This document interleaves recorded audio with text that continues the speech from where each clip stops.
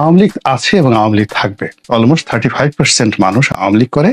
আপনি তাদেরকে দমিয়ে রাখতে পারবেন, তাদেরকে মূল রাজনৈতিক কর্মকাণ্ড থেকে আলাদা করে রাখতে পারবেন, কিন্তু তাদের হৃদয় থেকে, মন থেকে আপনি নৌকা, জয় বাংলা, শেখ হাসিনা, বঙ্গবন্ধু এই নামগুলো মুছতে পারবেন না। এগুলো থেকেই যাবে। বর্তমানে যারা আছে শেখ হাসিনার তুলনায় সব দিক থেকে দুর্বল, সব দিক থেকে অসহায় এবং সব দিক থেকে দক্ষতা এবং অভিজ্ঞতাহীন একটা গোষ্ঠী।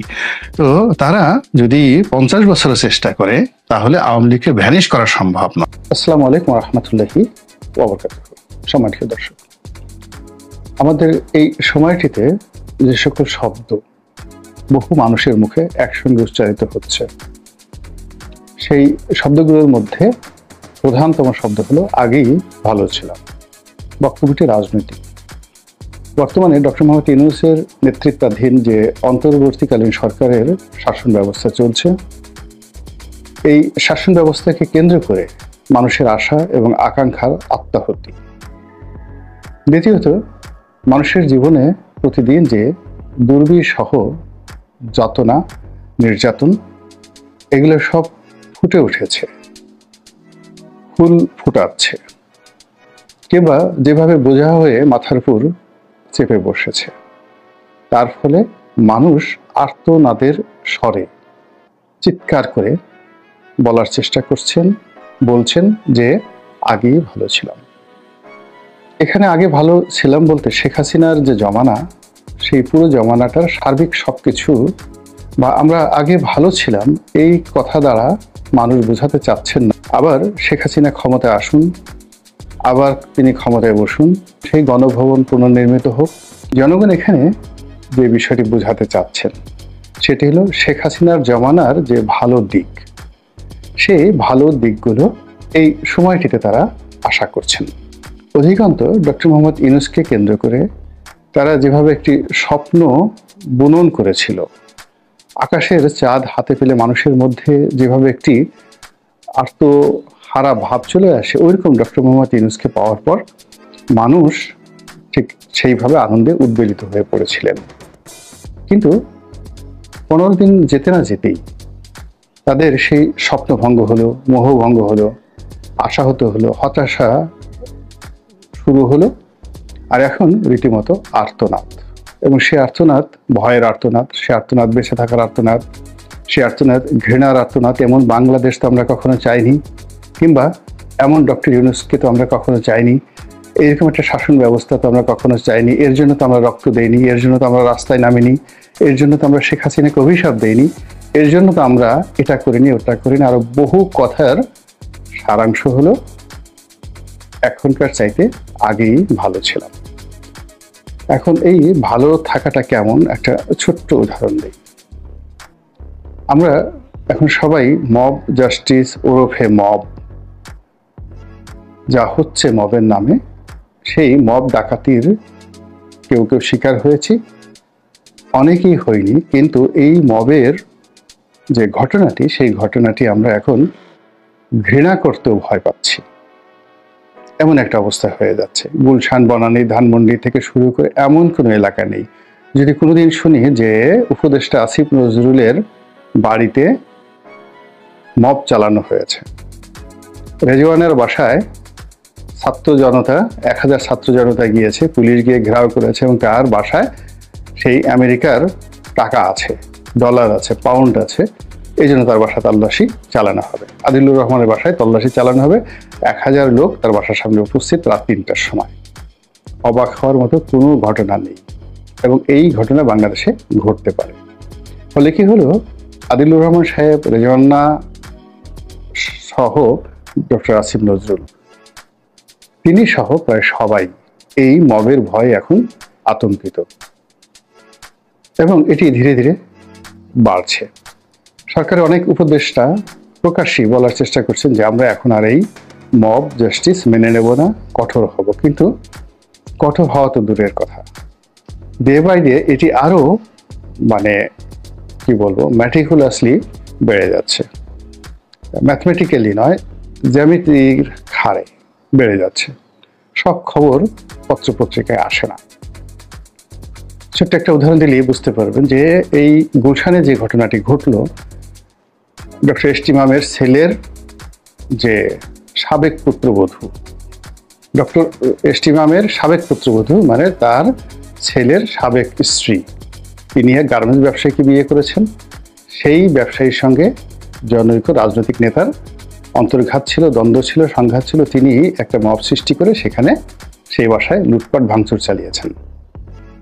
3 জন ধরা পড়েছে। এরপর থেকে সরকারের টনক নড়ল এবং তারা বলল এটা বরদাস্ত করা হবে না। কিন্তু আজকে এই ভিডিওটা করছি মার্চ মাসের 12 তারিখ।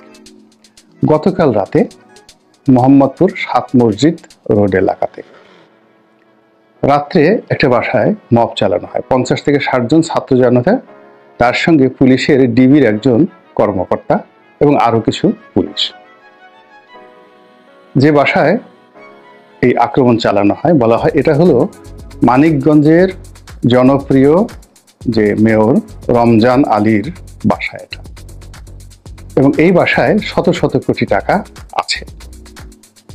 এবং যেটা শোনা যায় যে এই বাসায় সে টাকা উদ্ধার করে দুই পক্ষ, আপনারা তো বুঝতে পারছেন দুই পক্ষ কারা, যারা ওখানে উপস্থিত হয়েছিলেন, তারা সমানভাবে ভাগাভাগি করে নেবেন এই চুক্তিতে গভীর রাতে সেই বাড়িতে হামলা চালানো হয়। আপনারা সবাই জানেন যে মানিকগঞ্জের মেয়র রমজান সহজ সরল একজন জনপ্রিয় ব্যক্তিত্ব। তার ভাই উপজেলা চেয়ারম্যান এবং দীর্ঘদিন ধরে তিনি মানিকগঞ্জ পৌরসভাতে মেয়রগিরি করছেন। তার আরেকটি পরিচয় হলো তিনি শিল্পী, সাবেক সংসদ সদস্য মমতাজের সাবেক স্বামী। তো এত কিছুর পরেও মানিকগঞ্জে খোঁজ নিয়ে দেখেন যে রমজানের জনপ্রিয়তার মান কোন পর্যায়ে। তার এবং তার ভাই এমনকি মমতাজের বিরুদ্ধে দুর্নীতি, অনিয়ম, লুটপাটের ন্যূনতম কোনো অভিযোগ আছে কি নেই। তো এইরকম একজন জনপ্রিয় ব্যক্তি, এরকম যে যার জীবনের পুরো অংশটাই রাজনীতিতে ব্যয় করেছেন সৎভাবে, তো তার নিজের বাসা নেই ঢাকাতে, তার মেয়ের বাসা ওখানে। তার সেই মেয়ের বাসায় এসে এই মব সৃষ্টিকারীরা পুলিশের সহযোগিতা নিয়ে রাতে তাণ্ডব চালালো। রমজানকে খুঁজলো, রমজানকে পেল না, টাকা খুঁজলো, টাকা পেল না। এরপর তারা মানিকগঞ্জে খোঁজখবর নিয়ে জানলো যে mister Ramzan is a good man. তখন তারা সেখান থেকে চলে গেল, মানে পুলিশ চলে গেল। কিন্তু পুলিশ চলে গেছে ঠিকই, কিন্তু ওই বাসার সামনে যারা মব তৈরি করছে তারা এখনো টহল দিচ্ছে। থানা পুলিশ নীরব। এই হলো বাস্তব অবস্থা। এখন রমজান সাহেবের যে ঘটনাটা, সেই ঘটনাটা পত্রপত্রিকা আসেনি যেভাবে গুলশানের ঘটনাটা এসেছে।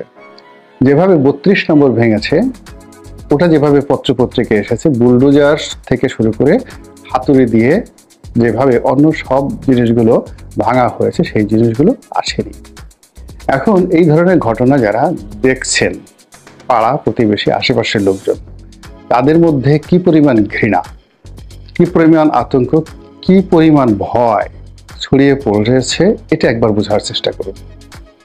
এখন এই যে রমজানের মেয়ের জামাতার বাসায় বা মেয়ের বাসায় যে ভাঙচুর হলো, তল্লাশি হলো, গভীর রাত্রে সেখানে মব তৈরি করা হলো, এই ঘটনার আশেপাশে অন্তত 100-150 বাড়ি সারা রাত ঘুমাতে পারেনি। আবার এখন সেই বাড়ির সামনে যে মবকারীরা ঘোরাফেরা করছে, এটাও আশেপাশের যারা লোকজন তারা কাকে দায়ী করবে বলেন? শেখ হাসিনাকে দায়ী করবে, নাকি ডক্টর মোহাম্মদ ইউনূসকে দায়ী করবে, নাকি স্বরাষ্ট্র উপদেষ্টাকে দায়ী করবে? হোয়াট এভার মেবি, মানুষের মন থেকে এই যে একটা ঘৃণা চলে আসছে, একটা আতঙ্ক চলে আসছে, একটা ভয় চলে আসছে, এই ভয়ের কারণেই সবাই বলার চেষ্টা করছেন যে এখনকার চাইতে আগেই ভালো ছিলাম। আপনারা সবাই জানেন যে মানুষের মুখে জয়, মানুষের মুখে ক্ষয়।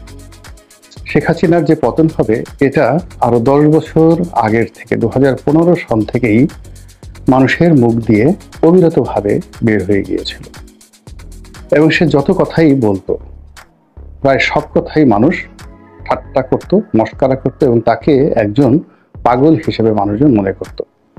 কাঁঠাল দিয়ে বার্গার বানানো যায়, এটা সত্য কথা, কিন্তু তিনি এই কথা বলার পরে সেটা নিয়ে ট্রল হলো। তিনি যে কথাগুলি বলেছেন, তেল ছাড়া রান্না করা এখন আধুনিক একটা প্রযুক্তি, পেঁয়াজ ছাড়াও তরকারি রান্না করা যায়। কিন্তু যেহেতু তিনি অজনপ্রিয় হয়ে পড়েছিলেন, মানুষের অভিশাপের উপলক্ষ হয়ে পড়েছিলেন, ফলে তার কোনো কথার প্রতি মানুষের মনোযোগ ছিল না। কিন্তু আপনি যখন কাউকে ভালোবাসেন, আদর করেন, যেমন একটা ছোট শিশু, 6 মাসের শিশু, সে আধো আধো বলে কি বলে না বলে আপনি মনের আনন্দে ধরে নেন যে আপনাকে ডাকছে, বাবা বাবা ডাকছে বা মা মা বলে ডাকছে। আপনি তখন ওরে আমার পুতু পুতু বাবা রে, ওরে আমার মুতু মুতু মা রে বলে আপনি তাকে আদর করতে থাকেন, চুম্বন করতে থাকেন। এই হলো ভালোবাসা। তো ডক্টর মোহাম্মদ ইউনূসকে না বুঝে আমরা একটা সময় এরকম পুতু পুতু, ওলে বাবা, ওলে সোনা, ওলে জাদু, এইভাবে আমরা তাকে আদর যত্ন করেছি। কিন্তু এখন এই 7 মাসে তিনি বয়স্ক হয়ে পড়েছেন, তিনি প্রাপ্তবয়স্ক হয়েছেন, মানে তার সরকারের। এখন আর আমরা কোনো অবস্থাতেই একটা অবোধ শিশু, সে বিছানায় বসে যে কর্মকাণ্ডগুলো করে, সেই কর্মকাণ্ডগুলো আমরা যেমন তার যুবক বয়সে মেনে নেইনি, তদ্রূপ এই 7 মাস পরে সরকারের যে কোনো কর্মই সেটি যদি ভালো না হয় আমরা মেনে নিতে পারছি না। অধিকাংশ মানুষ মন্দ জিনিসগুলো ভুলে যায় খুব দ্রুত, ভালো জিনিসগুলো ভুলে যায় দ্রুত, এবং যখন অতীতকে সে স্মরণ করতে চায় তখন অতীতের ভালো জিনিসগুলো তার সামনে প্রকৃতিগতভাবে স্বাভাবিকভাবেই সামনে চলে আসে। এখন আওয়ামী লীগ জমানাতে মানুষের যে থানা ছিল, পুলিশ ছিল, বিচার ব্যবস্থা ছিল, যতটুকু ছিল, আমরা যতই বদনাম করি না কেন, যতই এটাকে গাঁজা বানাতে চাই, যতই এটাকে জেরিকো বানাতে চাই, যতই এটাকে সিরিয়ার কথা বলি না কেন, আলটিমেটলি মানুষ স্মরণ করেছে না। তখনও থানায় টেলিফোন করলে পুলিশ আসতো, কোর্ট কাছারিতে যাওয়া যেত, এবং আরো অনেক কিছু হতো। এমনকি কোনো একটা সমস্যা হলে আওয়ামী লীগের কোনো নেতাকে ধরলে, পাতি নেতাকে ধরলে সমস্যাটা সমাধান হয়ে যেত। এরকম মব জাস্টিসের মতো, মব সন্ত্রাসের মতো, মব ডাকাতির মতো, মব চুরির মতো কোনো ঘটনা আগের জমানাতে ঘটেনি। এরকম অসংখ্য, কেবলমাত্র মব বললে ভুল হবে, এরকম অসংখ্য ঘটনা। মেয়েদের ওনা করতে হবে, এইখানে স্যানিটারি ন্যাপকিন বিক্রি করা যাবে না, এই স্লোগান দিতে হবে, এই সমস্ত হাজারো যন্ত্রণা মানুষের জীবনকে রীতিমতো অতিষ্ঠ করে তুলছে। মহান আল্লাহ রাব্বুল আলামিন আমাদের সবাইকে এই যন্ত্রণা থেকে রক্ষা করুন, হেফাজত করুন এবং হেদায়েত দান করুন আমাদের সবাইকে। আসসালামু আলাইকুম ওয়া রাহমাতুল্লাহি ওয়া বারাকাতুহু।